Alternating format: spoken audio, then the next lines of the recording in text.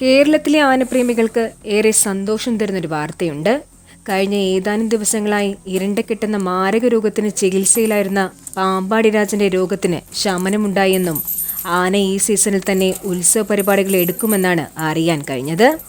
കൂടാതെ പാദരോഗത്തിന് ചികിത്സയിൽ കഴിയുന്ന ഗുരുവായൂർ ദേവസ്വത്തിലെ കൊമ്പൻ ഗുരുവായൂർ നന്ദന്റെ ആരോഗ്യത്തിലും പുരോഗതിയുണ്ട്. ആനയുടെ ആരോഗ്യസ്ഥിതി മെച്ചമായതോടെ ആനയെ ഗുരുവായൂർ ക്ഷേത്രത്തിലെ എഴുന്നള്ളിപ്പിൽ പങ്കെടുപ്പിക്കാൻ നീക്കം. ഏഷ്യയിലെ ഏറ്റവും ഭാരമേറിയ ആനയായ നന്ദൻ കഴിഞ്ഞ 2 മാസമായി പാദരോഗത്തിന് ചികിത്സയിലായിരുന്നു.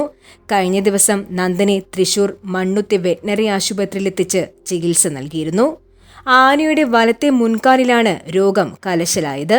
നഖങ്ങളുടെ ഇടയിലായി ദശ വളരുന്നുമുണ്ട്. പലവട്ടം ഇത് മുറിച്ചു മാറ്റിയെങ്കിലും വീണ്ടും വളർന്നു വന്നു. ക്രയോ സർജറിയിലൂടെ കരിച്ചു കളഞ്ഞിട്ടും ഫലമുണ്ടായില്ല.